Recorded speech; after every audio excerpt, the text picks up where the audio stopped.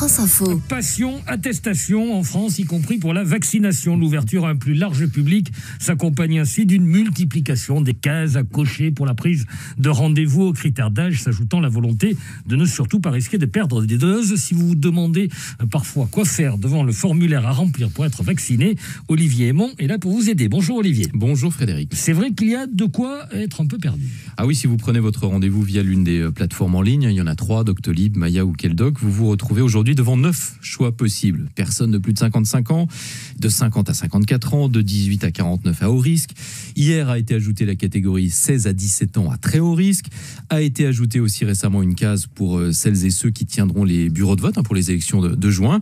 Il y a aussi des cases pour les professionnels de santé et vous pouvez évidemment du coup vous retrouver dans plusieurs cases. Si vous avez par exemple 50 ans avec un facteur de risque et que vous serez dans un bureau de vote en juin, ou bien si vous êtes une femme, personnel médical et enceinte. Et puis va arriver la case pour tous les plus de 50 ans, puisque Emmanuel Macron a annoncé hier qu'ils seront éligibles à la vaccination dès lundi, avec ouverture des rendez-vous dès ce week-end.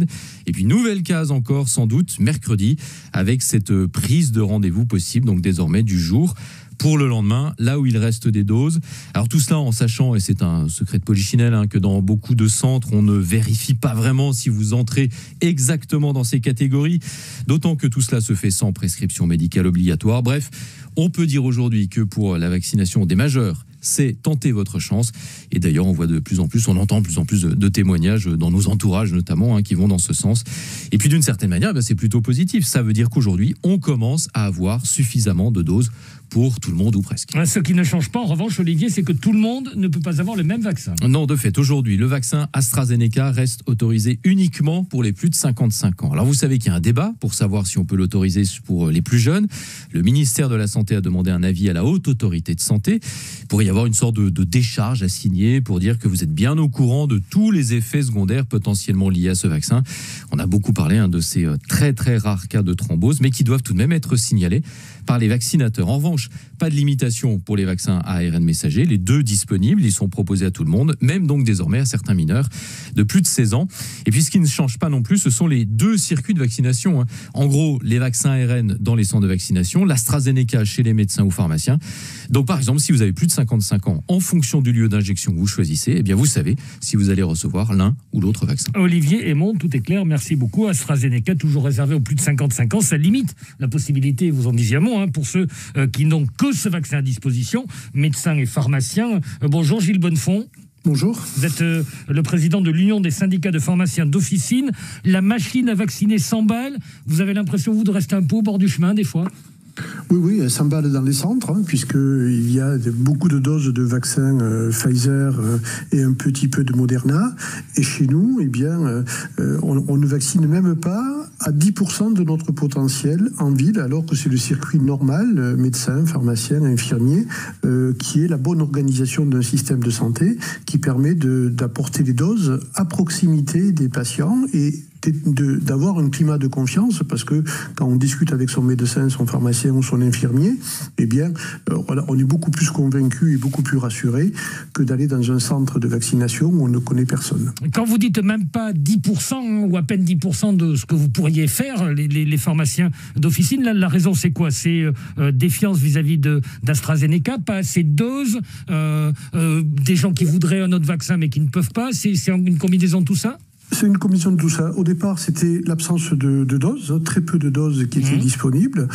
Ensuite, ça a été la polémique sur AstraZeneca et les effets secondaires, alors qu'on sait très bien que ce vaccin est absolument sûr et efficace et donne de bonnes réponses immunitaires comme le Janssen. Et ensuite, bien évidemment, le fait que ce soit réservé qu'aux plus de 55 ans.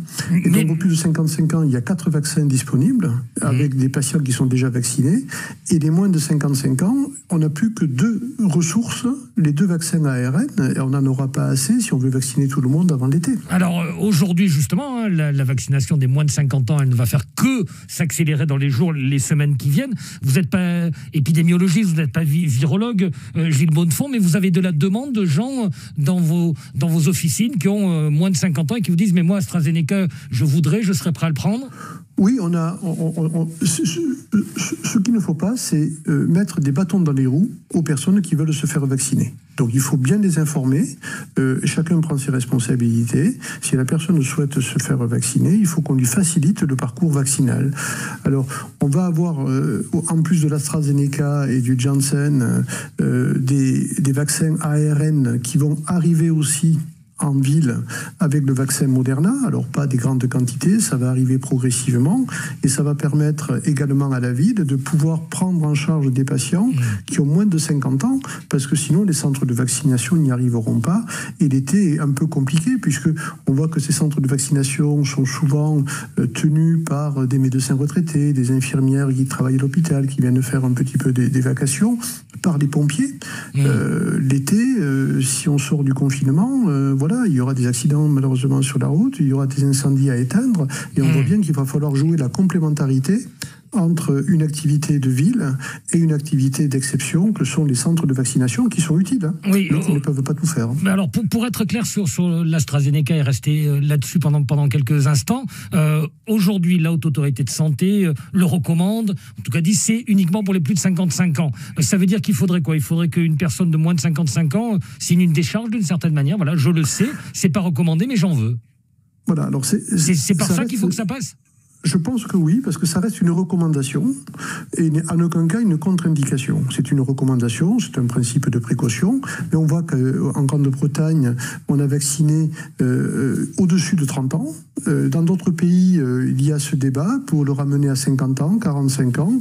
Donc je pense qu'il faudrait élargir pour qu'on puisse utiliser des doses d'AstraZeneca, tout simplement parce que si on n'utilise pas ces doses, on n'arrivera pas à tenir le calendrier qui a été prévu par le président de la République. Mais juste que ça soit noté, écrit et pas que verbal. Exactement, oui. Et puis il peut y avoir un engagement avec derrière. Alors on parle de décharge. Alors, si on parle de décharge, bien sûr, on fait peur. Oui, mais c'est simplement de dire j'ai été correctement informé par le professionnel de santé qui me vaccine. Je souhaite me faire vacciner. C'est pas une décharge, c'est un accord avec le professionnel de santé qui vaccine. Merci beaucoup, Gilles Bonnefond, président de l'Union des syndicats de pharmaciens d'officine.